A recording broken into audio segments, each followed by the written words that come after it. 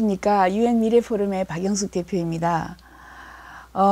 제가 일자리 혁명 2030이라는 신간을 내놨습니다. 그 이유는 미래사회가 빛의 속도로 변하고 거대한 물결, 쓰나미가 다가오는데 가장 크게 변하는 것이 일자리입니다.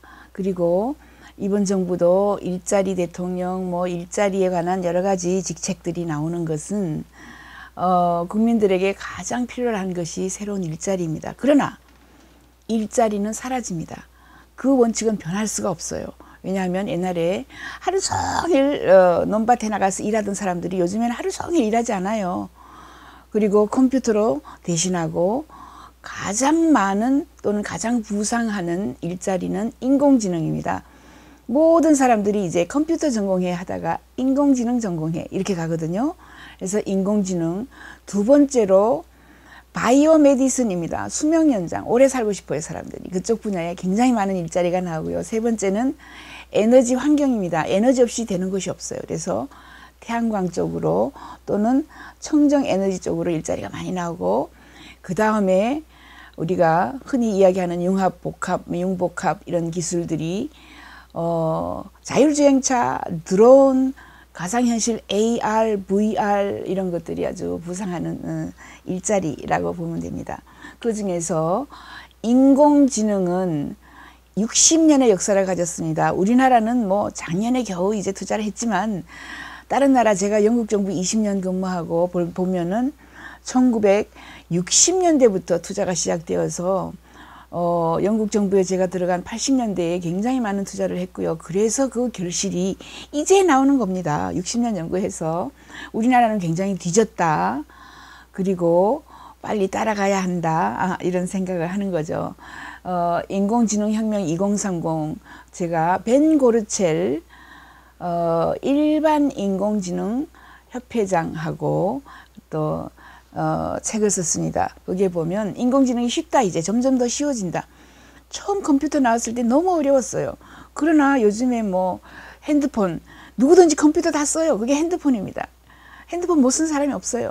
이런 정도로 인공지능도 핸드폰 속으로 들어오고 있어요. 굉장히 쉬워지고요. 인공지능에는 주로 두 가지 내지 세 가지 AI 분야가 있습니다. 네로 AI 해서 좁은 AI 또는 약 인공지능은 한 가지만 하는 거예요. 알파고 한 가지만 해요. 걔는 고라는 게 영어로 바둑입니다. 바둑밖에 몰라요. 걔는 사람들이 와서 또는 차가 와서 나를 치어 죽이는 줄도 몰라요. 왜냐하면 걔는 고만 하도록 설치가 되어 있기 때문에. 그러나 이제 사람처럼 바람이 부는구나, 쟤가 나를 사랑해, 좋아해, 싫어해, 또 서로 대화를 하면서 점점 더 많은 지식을 얻어서 축적하는 이런 일반 인공지능 또는 인공 일반지능이 AGI입니다. Artificial General Intelligence. 이 분야로 확 넘어가고요.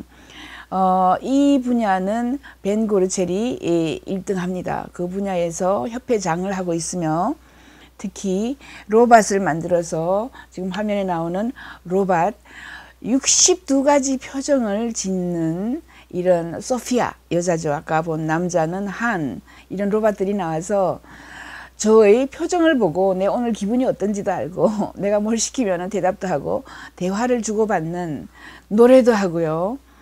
모든 지식을 다 가지고 있죠. 제 머리가 3기가이면은 얘는 수십억 기가까지 계속 늘릴 수 있어요. 확장할 수 있는 거죠.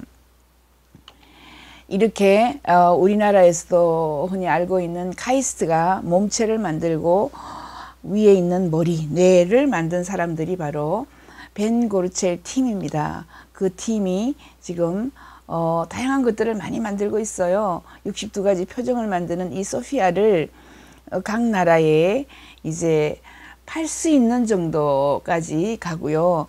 작년에 제가 TV조선 글로벌 리더스 포럼에서 이 벤 고르첼이 로봇 한을 데리고 왔습니다. 한을 데리고 와서 가령 국회의원이 물어봅니다. 앞으로 정치인의 미래는 어떻게 됩니까? 이렇게 물었더니 정치인은 필요가 없습니다. 국회도 필요 없을 수 있습니다. 삼권 분립이 필요 없습니다. 왜냐하면 이제 인공지능이 나와서 삼권 분립 없이도 굉장히 공평하고 공정하고 아주 분석적으로 정확하게 편견 없이 다 국민을 위해서 일할 수 있는 이런 시스템이 됐어요. 그래서 국회를 이 사람들은 중간 상인이다. 왜 우리가 중간 상인을 거쳐가지고 가느냐. 직접 민주주의 직접 하자. 왜냐하면 모바일도 있고 뭐 다른 것이 다 있어요. 이제 이런 시대로 변하는 이런 상황으로 가고 있다라고 보시면 되고요. 이 인공지능은 62가지 표정을 짓지만 앞으로 점점 더 발전하여서 내로 AI 한 가지만 하는 고만 하는 내로 AI가 아닌 제너럴 인텔리전스로 아티피셜 제너럴 인텔리전스로 인간처럼 느끼는 이런 분야로 지금 넘어가고 있습니다. 그리고 이제 우리가 영화로 봤던 모든 것을 다 하는 것을 슈퍼 AI라고 합니다. 아주 뭐 그것은 뭐 전 세계를 그죠 뭐 장악할 수도 있고 뭐 이렇게 얘기하지만 모든 것을 다 할 수 있는 이런 슈퍼 인공지능까지 가기는 아직까지 시간이 좀 있다라고 본다면 우리가 집중해야 할 분야는 이제 일반 인공지능 또는 인공 일반지능 쪽으로 많은 일자리도 있고 많은 노력도 해야 되고 만약에 인간처럼 얘들이 똑똑해서 인간을 대신한다면 우리가 그렇게 열심히 공부할 필요도 없고요. 얘한테 공부를 시키고 열심히 일할 필요도 없고 얘한테 일을 시키고 그리고 세금을 인공지능에게 물리면 되는 거예요. 우리가 일자리를 빼앗겨도 아무런 문제가 없습니다. 일자리를 가져간 사람에게 우리는 인간은 더 높은 위치에서 세금을 매기고 일을 시키는 주인공이 되는 거죠. 우리가 앞으로 그렇게 해서 이미 뭐 사람 같은 인형들 또는 뭐 이 인공지능들이 많이 나와 있는데 비싸요. 지금 현재 뭐 몇 억씩 하고 그죠. 하지만 이제 굉장히 작은 AI들이 나와가지고 작은 조그만 이런 로봇들이 나와서 30만 원대로 도우미 로봇도 나왔어요. 그래서 할머니가 할아버지가 돌아가시는데 외롭죠. 그러면 그 도우미가 할아버지 흉내를 냅니다. 할아버지 목소리를 내고요. 할아버지처럼 대화를 나누어주고 약 드세요. 이러고 몇 시간마다 약을 갖다 주기도 하고 이런 도우미 로봇들이 우리에게 급격하게 다가오고 있습니다. 이런 시대에 결국 우리가 인공 일반지능을 가지고 할 수 있는 것은 화면에서도 나오다시피 국회도 혹은 대통령도 나중에는 인공지능으로 대체될 수도 있다 이렇게 생각할 수 있겠죠. 대체라기보다는 사실상 보좌해주는 이런 역할들을 할 수가 있습니다. 그게 로봇 오바마를 합쳐가지고 로바마 프로젝트가 떴습니다.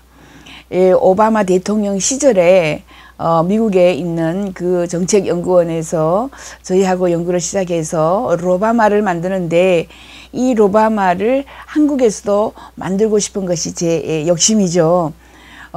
예산만 있으면 얼마든지 만들 수 있습니다. 예산도 많이 들지도 않아요. 그 인공지능이 우선 한글을 읽게 한글을 배워줘야 되고 그죠. 한국에 있는 모든 뉴스를 다 읽습니다. 한국에서 나오는 모든 소셜미디어, 즉 뭐 페이스북이니 인스타그램이니 트위터에 있는 모든 대한민국 사람들이 치는 모든 것을 다 읽어요. 그렇게 되면 이제 우리가 여론조사할 때 전화 여론조사를 하면은 3,000명 맥시멈으로 여론조사를 합니다. 부족하죠. 우리나라가 5천만 명인데 이게 매일처럼 신문을 읽고 방송을 듣고 그다음에 인스타그램, 트위터, 페이스북을 다 읽어서 다 축적을 해서 1년 동안 대한민국 사람들이 무슨 말을 하는 것을 얘가 인공지능이 다 알아요. 그러면 정말 365일 5천만 명과 이제 여론조사를 하는 거죠. 무료로 하는 겁니다. 무료로. 이런 식으로 된다면 국민이 무엇을 원하는지 가장 잘 아는 것이 바로 로바마죠. 거기에 로바마 안에다가 뭘 집어넣냐면 법을 우리나라에 있는 모든 법조항을 다 집어넣어요. 모든 규제, 규율 전부 다 얘한테 외우게 합니다. 얘가 다 알게 돼요. 그리고 정말 뭐 중요한 정책들이라든가 데이터 모든 데이터를 다 넣어서 거기에다가 이제 규칙을 정해줍니다. 이것을 가지고 우리는 theories라 그래요. theory, 이론을 집어넣어서 A 플러스 B는 C 고로 뭐 어떻게 된다라고 이 논리만 집어넣어주면 얘가 그 논리대로 사고를 하는 거예요. 그래서 이런 인풋을 하고 이 로바마에다가 이제 준비가 되면 로바마에다가 이렇게 얘기하는 거죠. 우리가 예산이 지금 13조 원이 있는데 이것을 고령 인구에게 가장 행복할 수 있도록 어떻게 예산을 책정하는 것이 좋은 방법인가 라고 딱 물으면 얘가 국회의원들 3년 걸려요. 1년 걸려요. 막 싸워요. 인간이 뭐 알고 있는 게 3기가밖에 안 되는데 얘는 30억 기가를 가지고 있는 뇌를 돌려요. 그래서 국회의원들이 1년 할 것을 하루 만에 모든 결정을 다 내린다. 가장 국민들이 원하는 정책 그리고 가장 국민들이 원하는 예산 책정을 해줍니다. 예산 배분을 해주고요. 그래서 앞으로 국회의원들이 뭐 싸우고 쌈박질하고 그죠? 우리 국민들의 예산을 가지고 가서 우리가 원하는 것대로 쓰는지 전혀 몰라요. 그 사람들이 원하는 대로 쓰겠죠. 아무튼 이런 것을 우리는 이제 우리가 100% 신뢰할 수 있는 로봇에게 맡길 수 있습니다. 로봇은 자기 자식이 있어서 자식을 먹여 살려야 하나, 집을 사야 하나, 아니면 제가 밥을 먹어야 하나, 옷을 입어야 하나, 없어요. 부정부패할 이유가 없습니다. 그래서 앞으로 인간은 점점 더 로봇에게 처음에는 보좌 역할을 주다가 점점 의존하게 되죠. 우리 핸드폰 없이 지금 아무것도 못하듯이 의존하게 되면은 가장 정확하고 편견 없는 이런 의사결정을 하게 될 것 같습니다. 그래서 우리는 앞으로 국회나 대통령이나 여러 가지 문제, 이번에 뭐 국정농단 이런 뭐 문제가 필요 없는 세상에 살게 될 수도 있을 것 같습니다. 박영숙이었습니다.